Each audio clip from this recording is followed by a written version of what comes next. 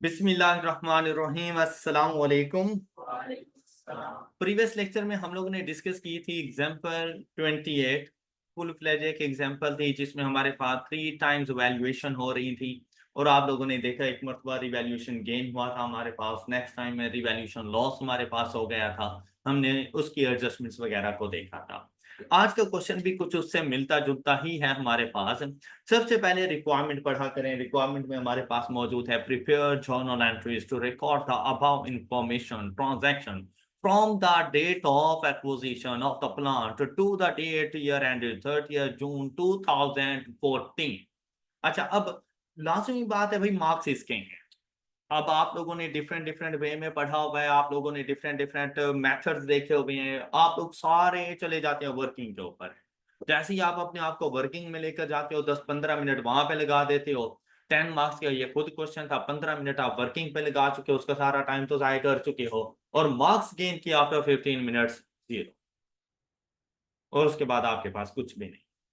तो आप लोगों ने जैसे ही देखा ना कि भाई जर्नल एंट्रीज का क्वेश्चन है, आपका फोकस जर्नल एंट्रीज पे ही जाना चाहिए। हाँ, जहां पर मुझे जरूरत पड़ेगी वर्किंग की, जाके हम वर्किंग भी कर लेंगे। वर्किंग भाई हमारे लिए होती है, एग्जामिनर के लिए वर्किंग नहीं होती। एग्जामिनर ने आपके सोल्यूशन को जाके चेक करना है। हम वहां से अगर आप उसे भेजोगे वर्किंग पे तो वो जरूर चला जाएगा, मे बी वहां पे जाके कोई मार्क्स भी दे दे।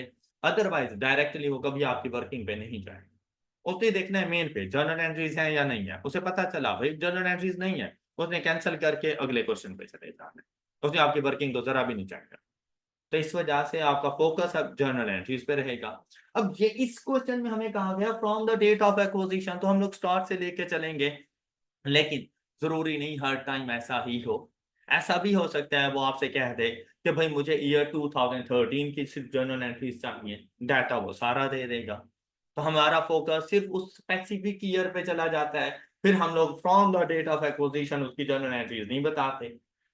अगर हम ऐसा करेंगे तो ये भी एक नेगेटिव इम्पैक्ट क्रिएट करता है कि हम लोग from the date of acquisition बता रहे हैं। ऐसी प्रैक्टिस भी इंशाल्लाह हम लोग जरूर करेंगे। अब इधर अगर आप लोग चलें कि सपोज करें कि यही क्वेश्चन आज के एग्जाम में आपके पास आया, 10 मार्क्स का ये क्वेश्चन था और आपने इसका सोल्यूशन प्रिपेयर करके देना है। तो जैसे ही आपने क्वेश्चन पढ़ा, देखो रिक्वायरमेंट पढ़ो, अपने माइंड को पहले बताओ कि भाई ये कौन से चैप्टर से मेरे पास क्वेश्चन आए हैं। रिक्वायरमेंट पढ़ने से ही पता चल जाता है। यहाँ पर अभी आप स्पेसिफिक हो कि हम लोग डिस्कस कर रहे हैं प्रॉपर्टी प्लांट एंड इक्विपमेंट, लेकिन जब आप लोग आई कैप हाउस में बैठे होंगे, क्या आपको पता है कि क्वेश्चन नंबर 1 पीपी क्या है, क्वेश्चन नंबर 2 एनपीओ क्या है, क्वेश्चन नंबर 3 इस चीज क्या है, क्या आपको पता है? तो उसका पता कहाँ से चलेगा आपको? उसकी रिक्वायरमेंट पढ़ के। जैसे ही आप रिक्वायरमेंट में जाते हो तो माइंड जरा सेट हो जाता है कि भाई हम लोगों ने कौन से चैप्टर में जाना है। अच्छा, जैसे ही रिक्वायरमेंट पढ़ी तो यहाँ पर क्या आपको कहीं से पता चला कि ये कौन से चैप्टर से है? कहां से पता चला? एक्विजिशन ऑफ प्लांट, वहां से पता चला। अब अगर यहां पर भी देखो तो सिर्फ आईएस 16 ही अप्लाई हो जाता। इसमें आईएस 20 आपके पास गवर्नमेंट ग्रांट भी शामिल हो सकता है, इन्वेस्टमेंट प्रॉपर्टी भी शामिल हो सकता है, बोरिंग कॉस्ट भी शामिल हो सकता है और बहुत से आ सकते हैं। तो वो जब पढ़ेंगे मिक्सर की फॉर्म में, हम उस टाइम पे एक मिक्स्ड क्वेश्चन भी सॉल्व करेंगे। अब देखिए यहाँ पर Shahzad textiles limited purchased a plant for rupees 500 million on 1 July 2010। अब यहाँ पर अगर गौर करें तो हमारा अकाउंटिंग ईयर एंड कौन सी डेट पे होता है? 30th जून ईच ईयर। ये बात सबसे पहले नोट किया करो। अब जैसे ही मैंने देखा 1 July 2010 means that first day of the accounting year, मैंने जाके एक प्लांट परचेज कर लिया। अच्छा, कुछ बच्चे ऐसा करते हैं कि जैसे उन्हें पता चला ना कि भाई जर्नल एंट्रीज बनानी है, पहली लाइन पढ़ी और उन्होंने पहली जर्नल एंट्री रिकॉर्ड कर दी। आपने ऐसा नहीं करना जब तक कि एक मरतबा क्वेश्चन ना पढ़ लो। क्योंकि बहुत सारी जगहों पर ऐसा होता है, खासतौर आई के आपके एग्जाम्स में, कि कोई एक पॉइंट जो उसने बिल्कुल लास्ट में लिखा हुआ होता है उससे आपकी पहली जर्नल एंट्री को हिट कर देना होता है। और क्योंकि आपने वो पहले ही गलत रिकॉर्ड कर दिया है, तो आने वाली सारी जो उस पर डिपेंडेंट है सारी गलत हो गई हैं। इस वजह से आपने थोड़ा सा क्वेश्चन को पढ़ना है, उसके बाद उसके सोल्यूशन पे जाना है। डायरेक्टली कभी भी उसके सोल्यूशन पर मत जाइएगा जब तक कि कंप्लीट क्वेश्चन ना पढ़ लो। फिर आपसे कहा the plant has an estimated useful life of 10 years and no residual value. STML uses revaluation model for subsequent measurements of its property, plant and equipment and accounts for revaluation on net replacement value method। इस बात से आप लोगों ने जरा भी नहीं घबराना। हम लोग जो मेथड अप्लाई कर रहे होते हैं वो नेट रिप्लेसमेंट वैल्यू मेथड ही है। फिर देखिए हमारे पास आता है the details of revaluation performed by an independent firm of valuers are as follows. 1 July 2011 575, 1 July 2012 390 and 1 July 2013 380। देखिए ये 1 जुलाई हो या 30 जून हो, सिर्फ डेट का फर्क है, अकाउंटिंग ट्रीटमेंट में कोई फर्क नहीं है। ऑल राइट, तो आपने इस बात से नहीं घबरा लेना। सपोज आपसे एक क्वेश्चन अब किया जाए और वहां पर इन तमाम डेट्स की जगह पे यहाँ पे मौजूद हो 30 जून 2011, 30 जून 2012 या 30 जून 2013, सिर्फ डेट का फर्क है, उसके अलावा अकाउंटिंग ट्रीटमेंट में कोई फर्क नहीं है। तो कोई फर्क नहीं पड़ता कि revaluation at the start of the year है या eight the end of the accounting period है। ऑल राइट, अच्छा अब देखें क्वेश्चन जैसे ही पढ़ लिया तो माइंड जरा फ्रेश हो गया भाई, क्वेश्चन के अंदर ऐसा कोई कॉम्प्लेक्सिटी नहीं है। ऑल राइट, अच्छा अब देखो भाई मैं आपको डायरेक्ट वर्किंग पे भी लेके जा सकता हूँ कि ये देखो ये वर्किंग है, इस तरह से करेंगे, ये चीजें नहीं। हमारा मकसद नॉलेज गेन करना तो है ही, लेकिन प्रेफरेंस किस चीज को देनी है हम लोगों ने, मार्क्स गेन करने पर। पेपर तो वहां से पास होगा ना भाई। और मार्क्स कैसे गेन करेंगे, जैसे ही उन्होंने कहा कि आपको जर्नल एंट्रीज चाहिए, आप लोगों ने अपने पास लिखना था एग्जाम्पल नंबर 29,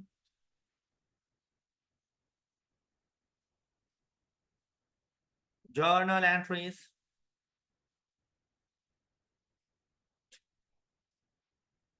अब ये वो मेथड है जिसके मुताबिक आप लोगों ने अपने सॉल्यूशन को प्रिपेयर करना है।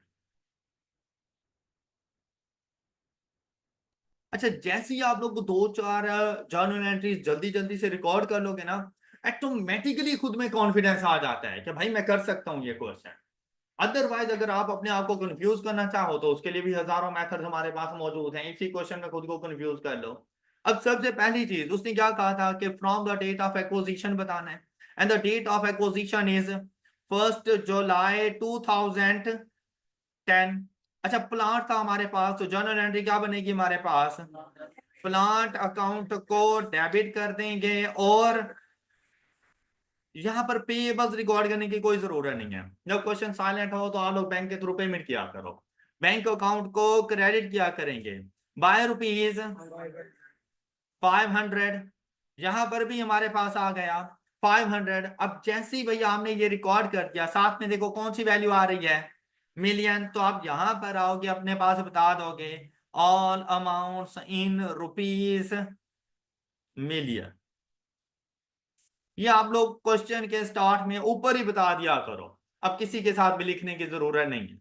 जैसे ही आपने ये लिखा तो साथ में इसकी अब नरेशन आप लोग क्या लिखोगे, एक्विजिशन ऑफ प्लांट या परचेज ऑफ प्लांट, बस इतनी सी नरेशन होती है इसकी कि सिर्फ सिंपली दो चार वर्ड्स में बता दो हुआ क्या है। तो हम क्या कह देंगे, एक्विजिशन ऑफ प्लांट या परचेज ऑफ प्लांट।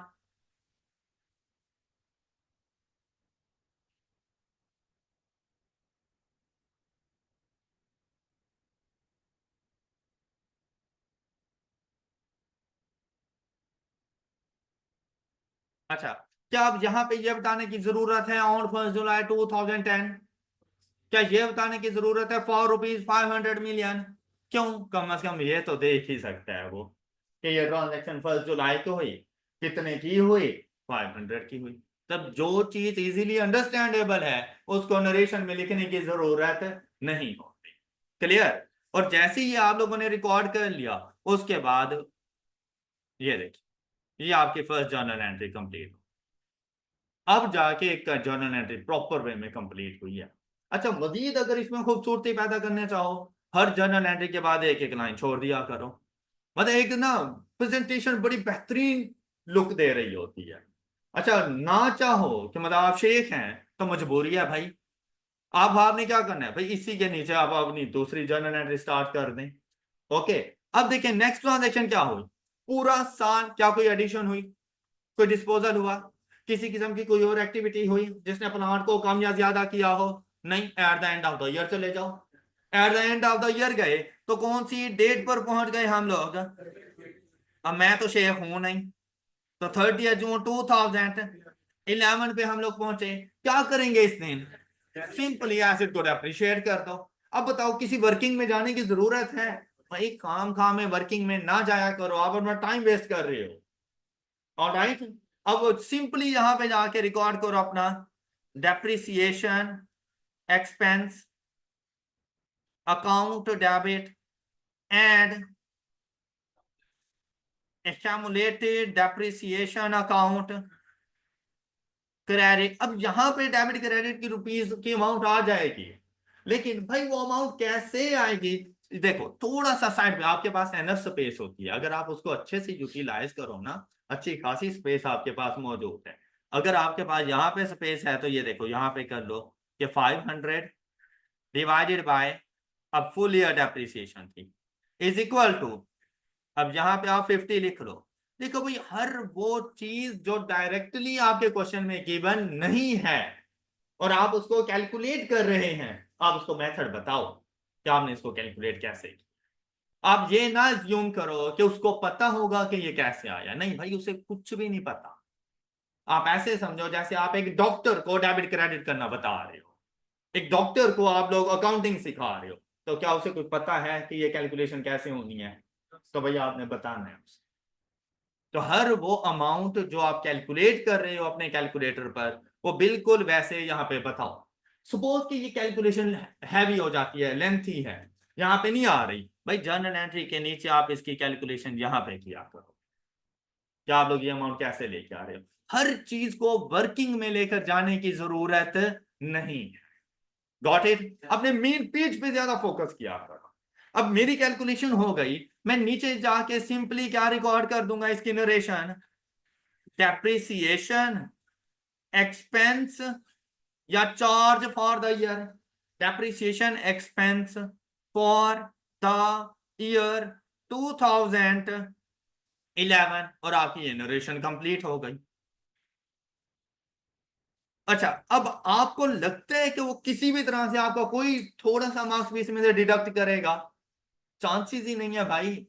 मौका क्यों दे रहे हो आप उसको? सपोज मैं नरेशन नहीं लिखता क्योंकि मुझे बताया नहीं गया था और वो इस बात को माइंड कर गया, और सपोज कि वो आधे आधे नंबर भी डिडक्ट कर गया, तो 10 में से 5 नंबर मिलने हैं। और वो भी अगर मेरी कोई एक जर्नल एंट्री भी गलत हो गई, मैं तो यार अगर इस इजी क्वेश्चन में भी खुद को पास नहीं करवा सका, तो बेसिकली मैं डिजर्व ही नहीं करता पास कर। ये वो क्वेश्चन होते हैं जिन्होंने आपके बाकी क्वेश्चन को भी जाके सपोर्ट कर रहे हैं कि भाई आप इसमें से सिर्फ पासिंग मार्क्स ना लो। ये वो क्वेश्चन है जो आपको 90% प्लस मार्क्स दे सकते हैं। तो आप जो डिफिकल्ट क्वेश्चन आएंगे आप उसमें से अगर 40, 45, 50 पे भी रहोगे तो कंपनसेट हो सकती हैं चीजें। आप खुद सोचो, इजी क्वेश्चन में आप उसको मौका दे रहे हो कि भाई तुमने थोड़ी बताया था मैंने नरेशन लिखनी है, तो यार उसने मना भी तो नहीं किया था। आप ये चीज इस तरह से क्यों नहीं सोचते? फिर सर वो प्रेजेंटेशन मैटर नहीं करती, तो भाई अगर वो पेपर आपका फेल कर दे फिर बताना फिर प्रेजेंटेशन मैटर करती है या नहीं करती। मैं उसको मौका ही क्यों दूं कि भाई मेरी प्रेजेंटेशन अच्छी नहीं है, तू इसको जवाब बना और इसकी बेस के ऊपर मुझे फेल कर दे, मैं उसको मौका ही क्यों दूं? तो मैं क्यों ना अच्छा सा लिख दूं। हालांकि फर्क कोई भी नहीं आ रहा होता। अगर आप अपनी प्रैक्टिस एक अच्छी प्रेजेंटेशन के साथ करोगे ना, आपका पेपर ऑटोमेटिकली बेहतरीन जाएगा। लेकिन आप अपना रफ वर्क ही ऐसा करोगे कि आप बस एम लिख रहे हो, आप पेपर में बिल्कुल वैसा करके आओ। ऐसा कभी भी नहीं हो सकता कि आपने होम असाइनमेंट की हो या बिल्कुल रफ सी और पेपर में आप बहुत नीट एंड क्लीन लिखोगे, कभी भी नहीं लिख सकते। ऐसा भी नहीं हो सकता आप अपनी होम असाइनमेंट करने लगे और आपने एक क्वेश्चन के ऊपर आधा घंटा लगा दिया। आई क्या में ऐसा नहीं हो सकता कि आप उस क्वेश्चन के ऊपर 10 मिनट लगाओ। आपकी आदत बनी हुई है कि आपने आधा घंटा ही लगाना है, आपका पेपर ही नहीं कंप्लीट होना। तो आप ये देखो एट द एंड ये सारी चीजें नुकसान किसको पहुंचाएंगी? आपके टीचर को? अच्छा, जिसने आपसे कहा था कि प्रेजेंटेशन मैटर नहीं करती उसको नुकसान पहुंचाएंगे? आपको पहुंचाएंगे भाई। आप अपना नुकसान क्यों कर रहे? आप रिस्क पे क्यों जा रहे? आप क्यों दूसरे को मौका दे रहे हो कि भाई आ जाओ मुझे मारो? आप क्यों किसी को मौका दे रहे हो? यही वजह है कि eight the end of the session लोग भाग पड़ती हैं, मुझे बताएं इंपॉर्टेंट टॉपिक्स कौन से हैं, मैं कौन सा टॉपिक तैयार करूं। और भाई बहुत से टीचर भी निकल आते हैं अल्हम्दुलिल्लाह कि जाओ ये टॉपिक्स कर लो, ये टॉपिक पिछले 5 अटेम्प्ट से आ रहा है, इस मर्तबा नहीं आएगा। भाई आए क्या, अब छठी मर्तबा भी पूछ ले, उस टीचर का कुछ गया है? और अगर उसका निशाना लग गया, जो उसने हवा में फेंका था और वो निशाने पे लग गया, वो अगले दिन मुर्शिद हाजिर होते हैं। मुर्शिद आ गए, देखा मैंने कहा नहीं था ऐसे ही आएगा, कसम खुदा की किसी को कुछ नहीं पता। वो बहुत से ऐसे आते हैं जो हमें बता रहे होते हैं कि भाई इस मरतबा वो ये वाला टॉपिक नहीं पूछेगा, आज क्या कहता है, ये लो मैं दोबारा पूछ लेता हूँ, इवन के 17 नंबर का पूछ लेता है। आप क्या कर लोगे? आप तैयारी नहीं करके गए थे क्योंकि आपको आपके मुर्शिद ने मना किया था। और अगर मुर्शिद का निशाना ठीक जगह पे नहीं लगा, मुर्शिद अगले 2-3 माह के लिए गायब है, मुर्शिद बाहर गए हुए हैं। और अगर निशाना सही लग गया है, पेपर के 10 मिनट बाद मुर्शिद की पोस्ट होती है, सामने पेपर होता है, उसका साथ में गैस पेपर होता है कि देखो मैंने कहा था। भाई आपका ही नुकसान। अगर उसका गैस लग गया तो ठीक है, हो जाता है फायदा। जो मोस्टली ना लगा, नुकसान भी तो आपका है। ऐसी किसी एक्टिविटी का शिकार ना। आपके लिए फर्स्ट चैप्टर की फर्स्ट वर्ड से लेकर लास्ट चैप्टर की लास्ट वर्ड तक ईच एंड एवरीथिंग इंपॉर्टेंट, और हर चीज की इक्वल इंपॉर्टेंस है। चाहे क्या कुछ भी पूछे। फिर अब बेसिकली तो जैसी अवाम होती है हुक्मरान वैसे आते हैं, जैसे स्टूडेंट होते हैं टीचर वैसे हो जाते हैं। आप ऐसे क्वेश्चन करते ही क्यों हो ऐसे टीचर से? हमें गैस तो भाई नहीं चलते हमारे यहाँ गैस। हमारी स्टडी ऐसी है, यहाँ पे गैस नहीं चलता। आप लोग बेवकूफ बने भाई, इंटरमीडिएट के एग्जाम थोड़ी है। या तो मुझे आप बताओ कि पास पेपर कोई उठा कर देखो और आप मुझे कहो कि सर ये क्वेश्चन आज क्या हमने पिछली इस अटेम्प्ट में भी रिपीट किया था, कोई ऐसा क्वेश्चन ला के दिखा दो। कोई है ऐसा क्वेश्चन? तो भाई मान लो कि तुम्हारा पेपर अनसीन है, खुद हमें नहीं पता कौन सा पेपर आने वाला है तुम्हारा, तो हम अपने आप को क्यों रिस्क में डालें? नुकसान आप लोगों का हो जाना है भाई। तो आप लोगों ने ईच एंड एवरीथिंग, चाहे वो छोटा टॉपिक है, बड़ा टॉपिक है, इजी है, डिफिकल्ट है, जो कुछ भी है, भाई हमने सब कुछ करके जाना है। तो आप में से कोई ऐसा ना हो जो इन गेस्ट के इंतजार में बैठा रहे, और आप में से कोई ऐसा ना हो कि अगर मैंने 5 चैप्टर कंप्लीट कर लिए और उसे नहीं आते, ऐसा भी कोई ना हो। मैंने 5 चैप्टर कंप्लीट कर लिया मतलब वो आपको आते हैं तो मैंने कंप्लीट की। ओके, मेरे साथ मतलब इस बात का इंतजार ना करते रहना कि मैं सिलेबस एंड करूंगा तो आपने पढ़ना शुरू करना है। भाई जिस दिन मैं सिलेबस एंड करूं, आपकी तरफ से आपका सिलेबस एंड हो, उसके बाद हम रिवीजन करेंगे, पढ़ेंगे नहीं। ओके, चलो अब यहां पे आओ, किसी को कोई डाउट?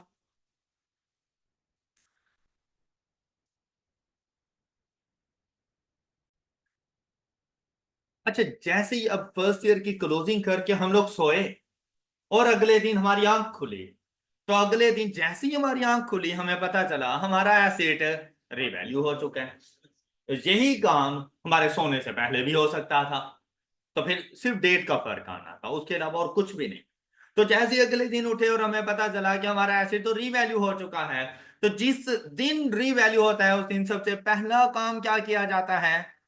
सबसे पहला काम क्या किया जाता है? उस एसेट जो रीवैल्यू हो रहा है उसकी तमाम तर एक्यूमुलेटेड डेप्रिसिएशन को ट्रांसफर कर देते हैं हम लोग टू एसेट अकाउंट, और जर्नल एंट्री हमारे पास बनती है। अब देखिए, इससे पहले सिर्फ एक मरतबा डेप्रिसिएट हुआ, तो एक्यूमुलेटेड डेप्रिसिएशन में कितनी अमाउंट मौजूद है?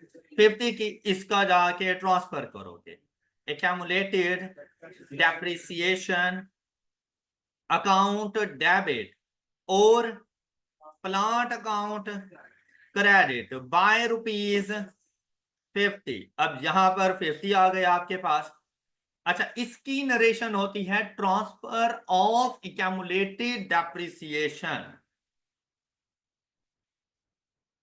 रिवर्सल का वर्ड नहीं यूज करना। कौन सा वर्ड यूज करना है? Transfer of accumulated depreciation to plant. और आपकी ये जर्नल एंट्री कंप्लीट। हमेशा याद रखिएगा कि जिस दिन आपका एसेट रीवैल्यू होगा उस दिन आपने 2 जर्नल एंट्रीज रिकॉर्ड करनी है। एक जर्नल एंट्री आपके पास आएगी ट्रांसफर ऑफ एक्यूमुलेटेड डेप्रिसिएशन, और दूसरी जर्नल एंट्री आएगी रीवैल्यूएशन गेन और लॉस। अब बात आती है कि रीवैल्यूएशन गेन और लॉस को कैसे कैलकुलेट करना है। तो आपने रीवैल्यूड अमाउंट का कंपैरिजन करना होता है WDV ऑफ एन एसेट के साथ। अब अगर आप लोग यहां पे गौर करें, आपका एसिड डेबिट हुआ था कितनी अमाउंट से? 500 से। क्रेडिट हुआ कितनी अमाउंट से? 50 से। तो आपकी बुक्स में आपका एसिड कौन सी वैल्यू पे मौजूद है? 450 पे। Got it. जबकि जब आप रीवैल्यू करने गए तो रीवैल्यूड अमाउंट कितनी मिली? 575। कितने का इंक्रीज? अगर 125 का अगर इंक्रीज है तो ये बात तो कंफर्म है कि हमारा acid account debit, plant account को डेबिट कर देंगे। अच्छा, डेबिट कितनी अमाउंट से करेंगे ये देखें जरा। रीवैल्यूड अमाउंट माइनस, आप देखो इसको यूं भी कर सकती हैं, 500 माइनस 50। ये बेस्ट इसकी कैलकुलेशंस हैं। और वैल्यू क्या आ गई आपके पास? 125। क्या आपको ये बात समझ आ गई? अब क्या इसके लिए मुझे अलग से वर्किंग पे जाना था? जरूरत ही नहीं थी मुझे जाने की। और यहां से increase in asset due to revaluation is known as revaluation surplus. तो हम लोग यहां पे रिकॉर्ड करेंगे रिवैल्यूएशन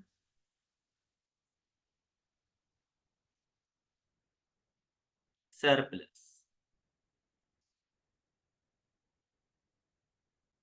125। अच्छा, इसकी न्यूरेशन चाहे रिवैल्यूएशन लॉस हो, कुछ भी हो या गेन हो, आपने हमेशा लिख देनी है रिवैल्यूएशन ऑफ प्लांट, या मतलब जो भी एसिड करना है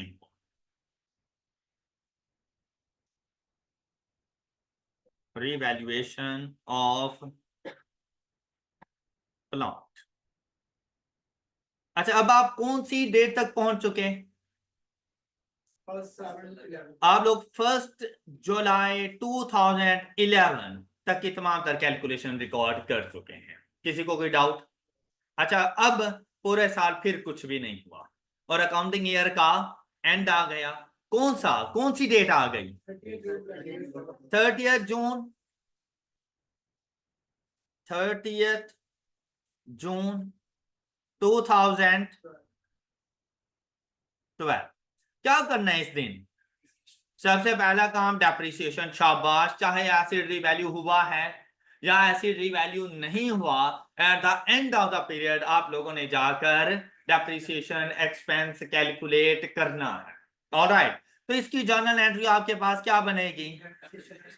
डेप्रिसिएशन एक्सपेंस अकाउंट डेबिट हो जाएगा और एक्यूमुलेटेड डेप्रिसिएशन अकाउंट क्रेडिट हो जाएगा। अच्छा, यहां पर भी आप इसकी वर्किंग वगैरह कर सकते हैं।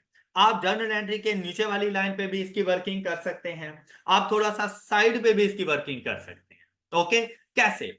अब इसका मेथड क्या होता है? रीवैल्यूड अमाउंट का डेप्रिसिएशन एक्सपेंस कैलकुलेट करने का मेथड कि आपने रीवैल्यूड अमाउंट को डेप्रिशिएट करना है over the period of remaining useful life. क्या? रिवैल्यूड अमाउंट को डेप्रिशिएट करना है over the period of remaining useful life. अब रिवैल्यूड अमाउंट आपके पास क्या थी? डिवाइडेड बाय, अब देखें आपके पास एसिड की यूजफुल लाइफ थी 10 इयर्स, लेकिन आज उसकी रिमेनिंग यूजफुल लाइफ क्या है? अब ये जो रिमेनिंग यूजफुल लाइफ आपने देखनी है ना, बेसिकली जब मैंने वर्ड यूज किया ना आज, तो आज हमारा 30 जून 2012, अगर आज देखोगे तो 8 साल हैं। ओके, लेकिन आपने देखना है कि जब लास्ट रिवैल्यूएशन की थी उस टाइम एसिड की रिमेनिंग यूजफुल लाइफ क्या होगी। मतलब 1 जुलाई 2011 को एसिड की रिमेनिंग यूजफुल लाइफ क्या है? मेरी बात समझ आई आप लोगों को? तो जब हम लोगों ने एसिड को रीवैल्यू किया था तो रीवैल्यू 1 साल बाद कर दिया था। एम आई राइट? टोटल यूजफुल लाइफ थी 10 इयर्स, तो रिमेनिंग यूजफुल लाइफ 9 इयर्स है। यहाँ तक 30 जून 2012 तक तो वैसे ओरिजिनली देखो तो 2 साल खत्म हो चुके हैं एसिड को। वही कह रहा हूं कि जब रिमेनिंग यूजफुल लाइफ देखनी हो तो वो आपने रिवैल्यूएशन डेट पर देखनी है, and of the accounting period पे नहीं देखनी रिमेनिंग यूजफुल लाइफ। क्या डेप्रिसिएशन तो यहाँ पे आके कैलकुलेट कर रहा हूं ना, तो आपने रिमेनिंग यूजफुल लाइफ इस डेट पर नहीं देखनी, आपने देखना है जिस दिन एसिड को रीवैल्यू किया था उस दिन कितने साल गुजर चुके थे। तो 1 साल बाद ही हमने रीवैल्यू कर दिया, उस दिन रिमेनिंग यूजफुल लाइफ कितनी है, 9 साल है। Got it? तो 575 divided by and the value is 60।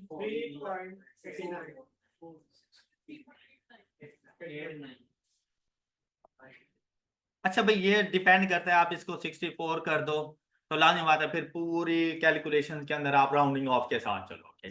और अगर आप लोग डेसिमल्स में जा रहे हो तो सारे क्वेश्चन की कैलकुलेशन फिर आप लोगों ने डेसिमल पॉइंट्स में लेके जानी। ओके, ये डिपेंड करता है, आप 64 करना चाहो कर लो, कोई मसला नहीं, अप्रोक्सीमेट वैल्यू पे जा रहे हो तब भी उसने ठीक ही कर देना है, लेकिन फिर इसके इम्पैक्ट को भी आप लोगों ने राउंडिंग ऑफ की सूरत में ही लेकर जाना है। बात क्लियर? अच्छा, अब इसकी नरेशन क्या आ जाएगी? Expense for the year 2012।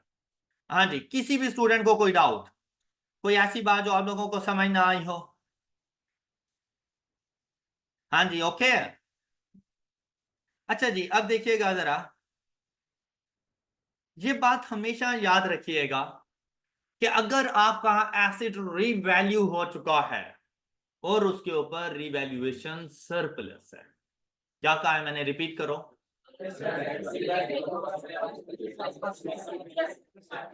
तो at the end of the accounting period हमेशा 2 एंट्रीज रिकॉर्ड, एक डेप्रिसिएशन एक्सपेंस की एंट्री और दूसरा रिवैल्यूएशन सरप्लस का रिटेन्ड अर्निंग में ट्रांसफर, मतलब इंक्रीमेंटल डेप्रिसिएशन का इंपैक्ट आप लोगों ने वो लेके जाना है।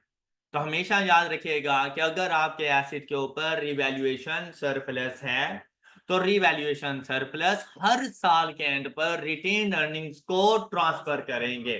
कितनी अमाउंट? तो उसके लिए कहा गया इंक्रीमेंटल डेप्रिसिएशन। अब इंक्रीमेंटल डेप्रिसिएशन क्या है कि अगर एसिड को रीवैल्यू ना करता तो मैं कितना डेप्रिसिएशन एक्सपेंस चार्ज करता? 50। ड्यू टू रीवैल्यूएशन अपवर्ड मैं अपने एसिड के ऊपर कितनी डेप्रिसिएशन चार्ज कर रहा हूं? तो कितनी इंक्रीमेंटल डेप्रिसिएशन आ गई है, दोनों का डिफरेंस कितनी? 13.89। इतनी अमाउंट रीवैल्यूएशन सरप्लस से लूंगा और रिटेन अर्निंग को ट्रांसफर कर, क्यों? वो हम लोग प्रीवियस लेक्चर में डिस्कस कर चुके हैं। बात समझ आ गई सब बच्चों को? चलो जल्दी से जरा जर्नल एंट्री रिकॉर्ड करो अपने पास। तो नेक्स्ट एंट्री हमारे पास बनेगी सेम डेट पर, क्या? Revaluation surplus, revaluation surplus to retained earnings. देखो भाई, अभी जो फोकस है ना वो मेरा है जस्ट जर्नल एंट्रीज पर। अभी मैं आपको ये नहीं बता रहा प्रॉफिट और लॉस अकाउंट में क्या करेंगे, हम लोग एक्सट्रैक्ट कैसे बनाएंगे, मैं अभी ये चीजें आपको नहीं बता रहा, मैं आपको लेके चलूंगा स्टेप बाय स्टेप। तो अभी सारा फोकस जर्नल एंट्री पर रखना है, हम बाद में देख लेंगे एक्सट्रैक्ट हमारे पास कैसे बनेंगे। Notes to the financial statements, उसमें पीपी का नोट्स कैसे बनेगा हम लोग देख लेंगे, कोई मसले वाली बात नहीं है। लेकिन अगर आपको ये चीज समझ आ गई ना, आप समझ लेना IAS 16 आपको समझ आ जाएगा इजीली। अच्छा, क्या मेरे पास बनेगी entry? Revaluation surplus to retain earnings. कितनी अमाउंट? कितनी अमाउंट? अच्छा, ये अमाउंट कैसे आई? इसके 2 मेथड्स हैं। अब इसके 2 मेथड्स हैं, क्या? पहला मेथड कि आपने जो डेप्रिसिएशन एक्सपेंस चार्ज किया तो 63.89, और जो रिवैल्यूएशन से पहले ऑन कॉस्ट बेस आपको चार्ज करना था 50, इन दोनों का डिफरेंस। Alright, incremental depreciation. या आप ये देखिए कि आपके पास रिवैल्यूएशन सरप्लस कितना है, इस बात में किसी को कोई एतराज? सेम ट्रीटमेंट इसके साथ करो जो ट्रीटमेंट आपने किया आपने एसिड के साथ। अब एसिड के साथ आपने क्या किया, उसकी रिवैल्यूड अमाउंट को डिवाइडेड बाय तो अपने रिवैल्यूएशन सरप्लस को डिवाइडेड बाय 9 कर दो, आपके पास ऑटोमेटिकली इंक्रीमेंटल डेप्रिसिएशन आ जाएगी 13 पॉइंट। ये वाला मेथड हमारे लिए ज्यादा सूटेबल है। वैसे दूसरा भी कर सकते हैं, लेकिन ये वाला ज्यादा सूटेबल है। Revaluation surplus divided by remaining useful life, same वो मेथड जो आप डेप्रिसिएशन एक्सपेंस की कैलकुलेशन में अप्लाई कर रहे हो, बिल्कुल वैसी रेट में रिवैल्यूएशन सरप्लस के साथ। और नरेशन आ जाएंगे हमारे पास transfer of revaluation surplus to retain earning. अच्छा देखिए, अब ये वाला सॉल्यूशन तो मैं आपको डायरेक्ट बुक पे भी बता सकता था, लेकिन अलग से लिखने का मकसद कि आपको आदत पड़े कि भाई लिखना इस तरह से है। अब यही सॉल्यूशन आप लोग प्रैक्टिस करते हुए, मोस्टली स्टूडेंट इस तरह से करते हैं, आप नहीं करेंगे ऐसे, मुझे उम्मीद है कि वो क्या करते हैं, क्वेश्चन निकालते हैं, क्वेश्चन वैसे जर्नल एंट्री दिमाग में सोचते हैं, प्लांट अकाउंट को डेबिट, बैंक अकाउंट को क्रेडिट, नीचे सॉल्यूशन देखते हैं, ओह यस इट्स गुड। फिर कहते हैं डेप्रिसिएशन एक्सपेंस क्या cumulated depreciation of rupees 50 million, देखते हैं सॉल्यूशन में, हाँ 50 million, it's good, move to next. वो बेसिकली अपना टाइम सेव कर रहे होते हैं। उन्हें ये नहीं पता कि हाथों को जब तक लिखने की आदत नहीं होगी, उन्होंने 3.25 घंटे नहीं गुजारने, वहां पर आप फेल हो जाओगे। यही वजह है कि आपके हाथों को लिखने की आदत ही नहीं है, तो आपका पेपर टाइम पे कंप्लीट ही नहीं होता। भाई चाहे सोल्यूशन गिवन है, वो है अपने आप को चेक करना, लेकिन एक मतलब सोल्यूशन खुद से लिखो। ऑलराइट, आपने लिखने की आदत डालनी, और आपने साथ में टाइम भी नोट करना है कि आप इस क्वेश्चन के ऊपर कितना टाइम लगा रहे हैं। ओके जी, transfer of revaluation surplus to retain earning. भाई ये छोटे छोटे पॉइंट्स हैं जो खाम खाम में आपको फेल करा देंगे, इसीलिए मेरा ना बताना फर्ज है। आप में से जो इन पे अमल करेगा ना, वो इंशाल्लाह फर्स्ट अटेम्प्ट में पास कर जाएगा। अच्छा, जो नहीं करेगा, जो एक्सपेरिमेंट करना चाहे, भाई मेरी तरफ से मोस्ट वेलकम, जरूर एक्सपेरिमेंट करो। ओके, क्योंकि हमारा फिर कुछ नहीं जाता, फिर आपका ही नुकसान होगा। अच्छा, जैसे ही हम नेक्स्ट डे हमारी आंख खुली, अच्छा एक बात और याद रखना, ये दोनों एंट्री ना एक ही दिन पे हो गई थी, तो हर किसी के साथ भी डेट लिखना जरूरी नहीं होता। जब मैंने सेकंड के साथ नहीं लिखा तो अंडरस्टूड है सेम डेट पर हो रही है। डेट चेंज हो तो आप भी पहली एंट्री के साथ डेट चेंज कर दो, फिर सेम डेट पर जितनी भी एंट्रीज आए उनके साथ डेट लिखना इतना तो मैंडेटरी नहीं होता। लिख दो तो वेल एंड गुड, ना लिखो तो कोई फर्क नहीं पड़ता। ओके, अच्छा जैसे ही नेक्स्ट डे गए हम लोग, 1 जुलाई 2012। ओके, अच्छा क्या करना है इस दिन, अब नहीं सोचने की जरूरत कि रिवैल्यूएशन अपवर्ड है डाउनवर्ड है। पहला काम क्या है, transfer of accumulated depreciation. Okay, तो भाई वो कर दो। क्या एंट्री रिकॉर्ड करोगे, accumulated depreciation account to two, बस ये अपने एसिड अकाउंट का ख्याल रखना कि उसने क्या नाम दिया हुआ है, आपने बिल्कुल उसके मुताबिक चलना है। अच्छा कितनी अमाउंट आ जाएगी, 63.89,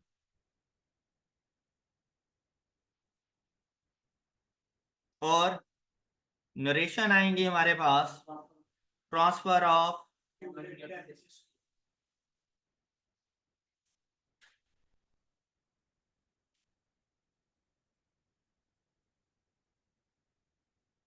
डेप्रिसिएशन टू प्लांट।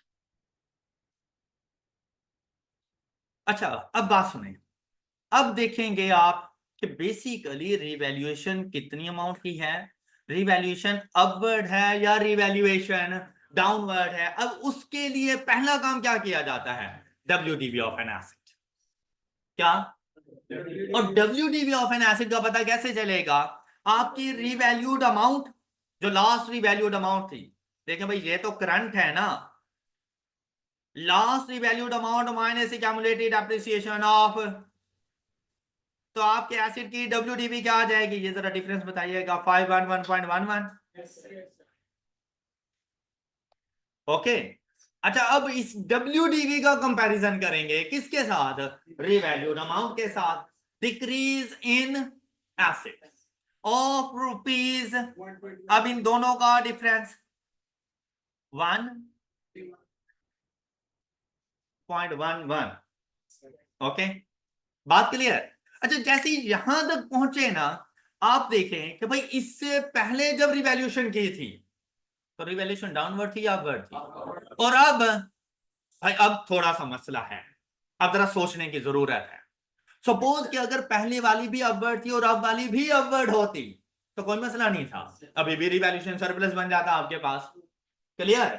सपोज के पहले वाली डाउनवर्ड होती और अब भी डाउनवर्ड है, तब भी कोई इश्यू वाली बात नहीं है, पहले वाली भी प्रॉफिट और लॉस अकाउंट में जाएगी, अब वाली भी प्रॉफिट और लॉस अकाउंट में जाएगी। लेकिन इस सिचुएशन में ऐसा नहीं होता, जो सिचुएशन अब हमारे पास आई। अब हमने क्या करना है, ये तो कंफर्म है कि भाई मेरा एसिड डिक्रीज होगा 121.11 से, किसी को डाउट इस पे? तो मतलब प्लांट अकाउंट में क्रेडिट हो जाना है बाय 121.11। क्वेश्चन ये आता है कि डेबिट किसको करूं?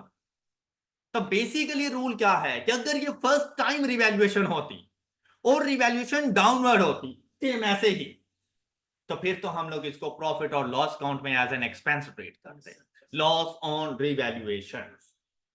बात समझ आ गई होगी? लेकिन क्या ये फर्स्ट टाइम रिवैल्यूएशन है? नहीं, इससे पहले रिवैल्यूएशन हुई तो मेरे पास रिवैल्यूएशन सरप्लस था। कितने का रिवैल्यूएशन सरप्लस था? इन ओरिजिनल 125 का था। Am I right? लेकिन क्या इस date at the date of revaluation आज वो 125 का ही है? तो क्वेश्चन का आंसर मिला नो। तो कितने का है ये देखो, कितने का रिवैल्यूएशन सरप्लस था? 125 का। उसमें से हम लोगों ने ट्रांसफर कर दिया 13.89 to retained earnings.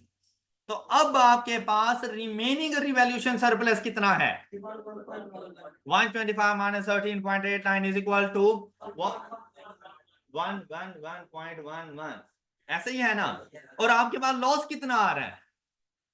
121.11। M I right?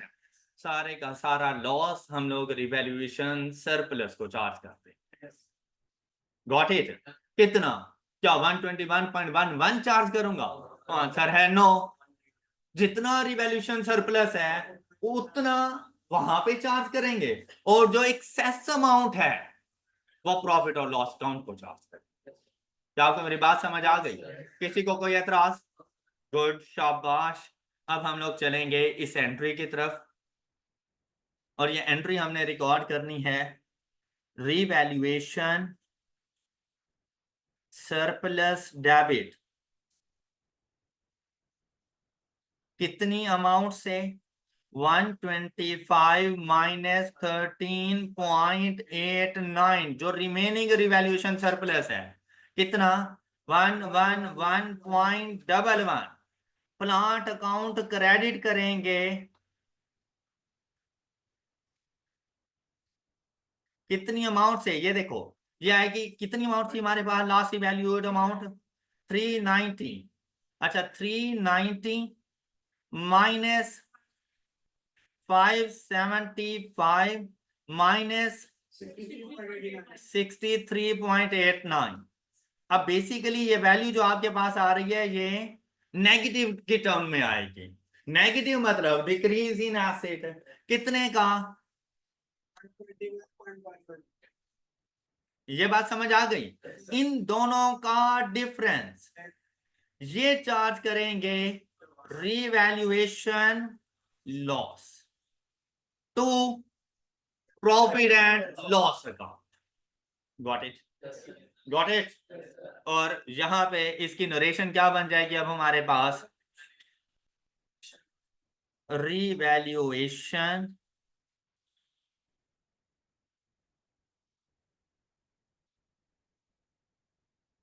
अच्छा, सिर्फ रिवैल्यूएशन ऑन प्लांट भी लिख सकते हो, अपवर्ड डाउनवर्ड है तो revaluation gain and revaluation loss भी लिख सकते हो। मतलब वो ज्यादा जरा क्लैरिटी के साथ फिर आ जाओगे कि रिवैल्यूएशन हुई लेकिन रिवैल्यूएशन के तौर पर हमें रिवैल्यूएशन लॉस हुआ कौन से एसिड पर? On plant. तो ये इसकी नरेशन बन जाएगी हमारे पास, और ये जर्नल एंट्री कंप्लीट हो गई। कोई ऐसा स्टूडेंट जिसको समझ आई हो? No sir. हाँ जी, सब बच्चों को clear? New boys girls clear? चलो शाबाश, गुड। अच्छा, अब ये वाला काम हो गया। इसके बाद हम लोग कहाँ जाएंगे? पूरा साल कुछ भी नहीं हुआ। इवन के आने वाले प्रैक्टिस क्वेश्चन के अंदर हम लोग उस साल में एडिशन डिस्पोजल वगैरह भी सीखेंगे। अभी मैंने आपसे पहले भी कहा था चीजों को आसान आसान लेके चलना है। हम लोगों ने ना स्टेप बाय स्टेप प्रोग्रेस करनी है। एक ही क्वेश्चन में हम सारी चीजें खिचड़ी नहीं बना देनी। बड़े आराम से सुकून से इन क्वेश्चन को लेके चलेंगे। डिस्पोजल भी बाद में सीखेंगे, इवन के एडिशन भी हम लोग लेकर आएंगे। लेकिन अब अगर यहां पर देखो तो अब हम लोग कौन सी डेट पर पहुंचेंगे? 30 जून 2000। अच्छा, क्या करेंगे सबसे पहला काम? Depreciation expense to accumulated depreciation account. अच्छा, कैसे कैलकुलेट करेंगे हम इसको? जी बोले बोले, शाबाश। Revalued amount of rupees divided by 8। अब 8 की समझ आ गई सब बच्चों को? चलें, good. And the value is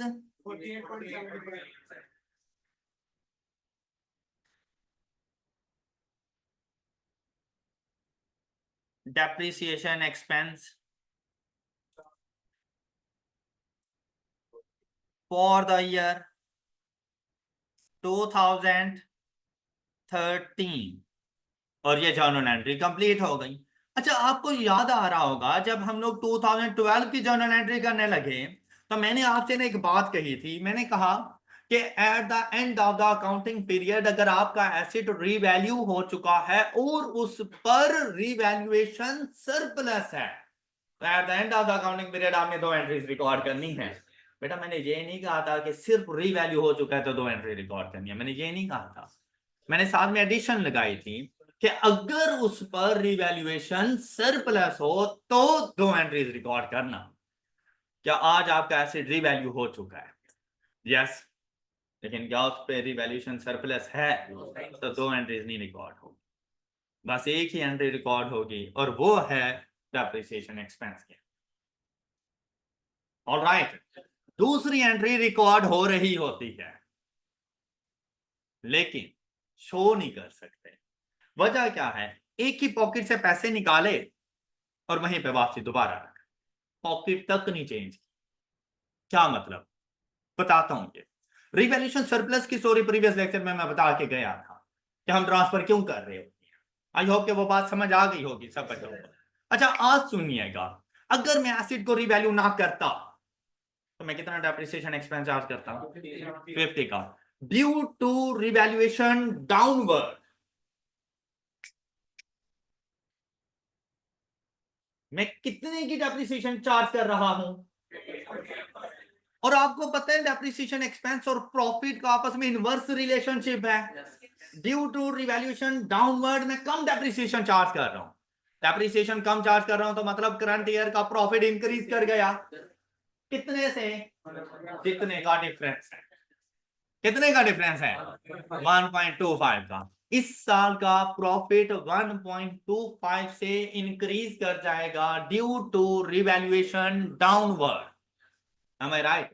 हमने कहा प्रॉफिट और लॉस अकाउंट से कि जब रिवैल्यूएशन सरप्लस था और तुम्हारे ऊपर इंक्रीमेंटल डेप्रिसिएशन आई थी, तुमने रोना शुरू कर दिया था कि तुम्हारे इस रिवैल्यूएशन अपवर्ड की वजह से मेरा प्रॉफिट फॉर द ईयर कम हो रहा है, मुझे कंपनसेट करो। तो हमने कहा कि हम लोगों ने अर्निंग्स वो इक्विटी के अंदर रिवैल्यूएशन सरप्लस से अर्निंग्स को चार्ज किया था।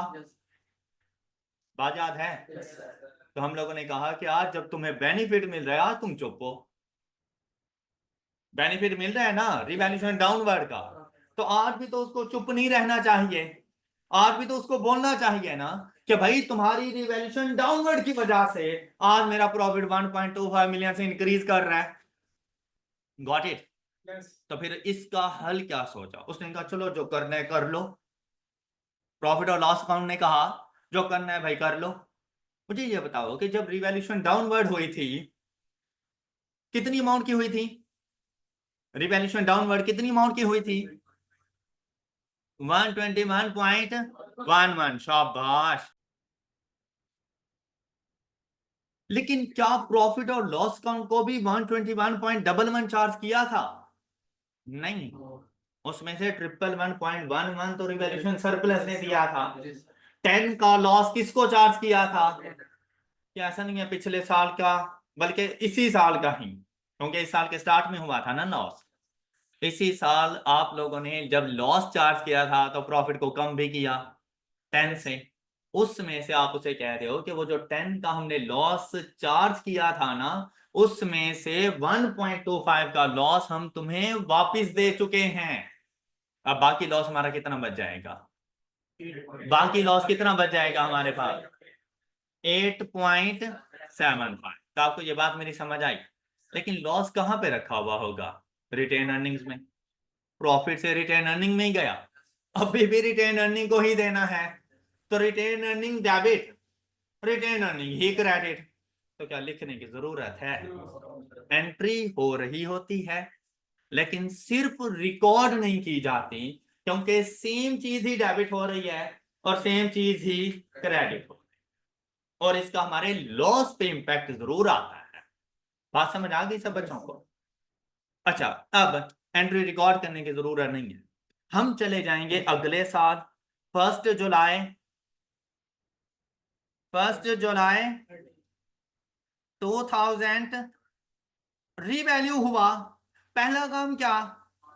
क्या? Accumulated depreciation account to plant. कितनी amount? 48.75। Transfer of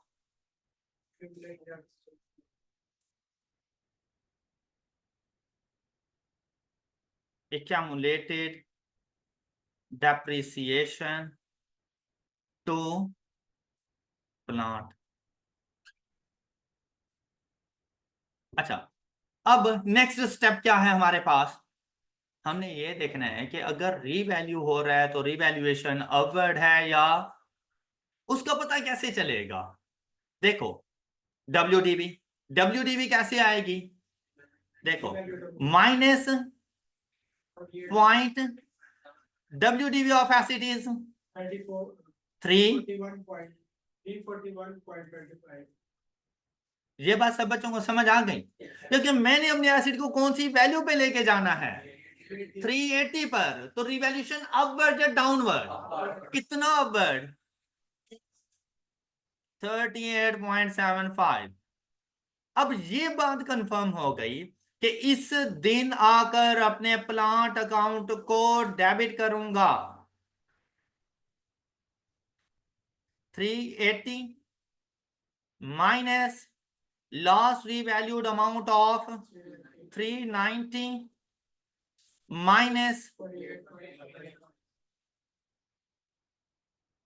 value is. तो क्या ये सारी अमाउंट रिवैल्यूएशन सरप्लस को दें? तो आंसर है नो। इससे पहले रिवैल्यूएशन लॉस मौजूद है, पहले उस लॉस को कंपनसेट करो। लॉस कितना था? 10 का। लॉस कितना था? 10 का। लेकिन कंपनसेट 10 का नहीं करोगे, क्योंकि 1.25 आप अपने डेप्रिसिएशन एक्सपेंस में से कंपनसेट कर चुके हो। तो बाकी कितना बच गया? 8.75 लेके जाओ। ये बात मेरी समझ आई है? टोटल लॉस कितना था ये देखो।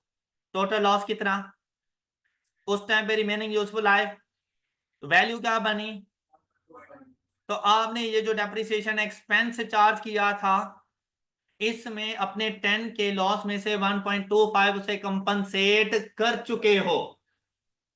ये बात अभी मैंने स्टोरी आपको सुनाई थी कि 10 का लॉस रिकॉर्ड किया आप लोगों ने, साथ में डेप्रिसिएशन एक्सपेंस कम कर दिया, तो ये भी तो बेनिफिट मिल रहा था ना। तो आपने प्रॉफिट और लॉस अकाउंट से कहा कि बेसिकली अब लॉस 10 का नहीं है, उसमें से 1.25 मैंने डेप्रिसिएशन कम चार्ज करके तुम्हें वापसी कर दिया। तो बाकी कितना बच गया? 8.75। तो यहां पर 8.75 ने आके एडजस्ट होना है। क्लियर?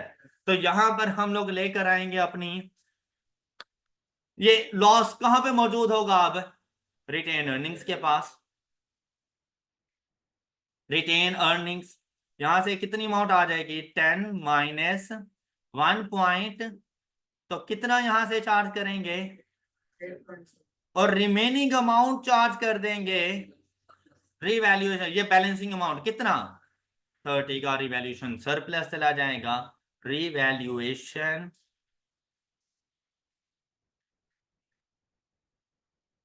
गेन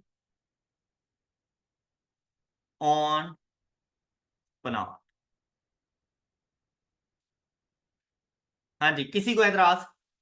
अच्छा, अब लास्ट में हम लोग पहुंचे तो कौन सी एंट्रीज रिकॉर्ड करें, कौन सी एंट्रीज रिकॉर्ड करें, कौन सी डेट पर 30th जून 2000। कौन कौन सी entries, depreciation expense to accumulated depreciation. जी क्या आएगा, कैसे 390 डिवाइडेड बाय 7, शाबाश, वैल्यू इज 3, ये 80 है, 380 डिवाइडेड बाय 7 54.8 के बाद राउंडिंग ऑफ करें तो 9 बन रहा है, 29।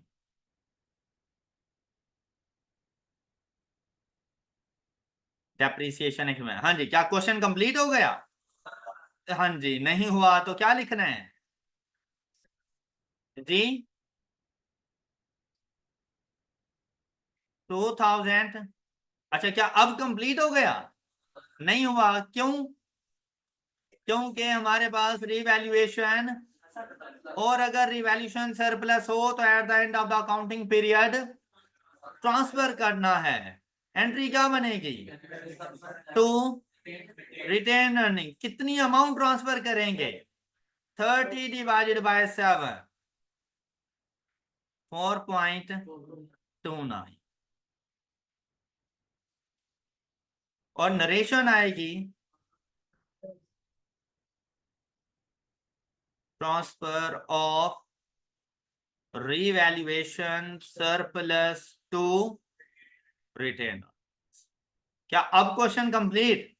और कोई ऐसा स्टूडेंट जिसको किसी किस्म का कोई मसला हो, कोई ऐसी एडजस्टमेंट जो आप लोगों को समझ ना आई, इसके बाद मुझे उम्मीद है कि कोई भी इस किस्म का क्वेश्चन आ जाए, अब चाहे उसमें रिवैल्यूएशन सरप्लस हो, रिवैल्यूएशन लॉस हो, और कोई भी इस तरह की एडजस्टमेंट्स हो, आई होप कि आप उसको इजीली सॉल्व कर लेंगे। हो जाएगा आप लोगों से, हो जाएगा। एग्जाम्पल नंबर 30 आपकी होम असाइनमेंट है। अच्छा, क्या करना है इसमें, कैलकुलेट द अमाउंट और रिवैल्यूएशन गेन और लॉस और टू, ठीक है। एग्जाम्पल नंबर 30 आपकी होम असाइनमेंट है। अच्छा, इसके सोल्यूशन वगैरह को आप लोगों ने नहीं देखना, और साथ में कॉम्प्रिहेंसिव एग्जांपल्स पर आए।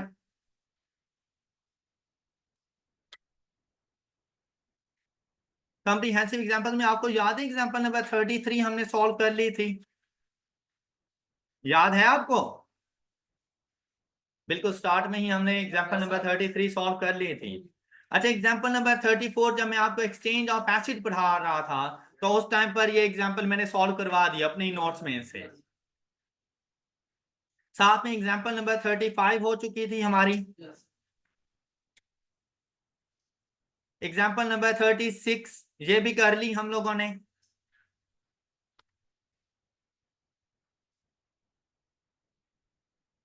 एग्जाम्पल नंबर 37 आपकी होम असाइनमेंट है। अच्छा, अब आपकी होम असाइनमेंट में कौन कौन सी एग्जाम्पल्स आ गई हैं? क्या 30 एंड 37, दो एग्जाम्पल्स ये आपकी होम असाइनमेंट में, और इसमें जनरल एंट्रीज ही हैं। बिल्कुल ऐसे ही क्वेश्चन है जैसे अभी हम लोग सॉल्व कर रहे थे। 30 एंड 37 आपकी होम असाइनमेंट का पार्ट है। दैट्स ऑल पार्ट हो गया। अपना बहुत सा ख्याल रखिए, नेक्स्ट लेक्चर में मिलेंगे। अल्लाह हाफिज।